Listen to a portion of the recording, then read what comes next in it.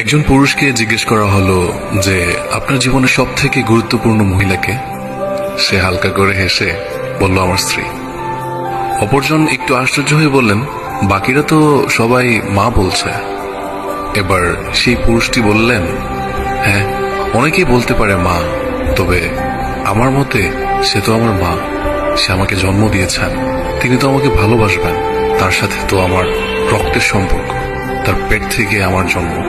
তবে আমার স্ত্রী, তার সাথে তো আমার কোনো সম্পর্কই ছিল না, তাও সে আমাকে ভালোবেসে আমার পাশে দাঁড়িয়েছে, আমার জীবনের সব সময় আমাকে শক্তি দিয়েছে। নিজের বিলাসবহুল জীবন ছেড়ে, নিজের পরিবার ছেড়ে আমার সাথে সেই অভাবের জীবনেও আসতে রাজি হয়েছে।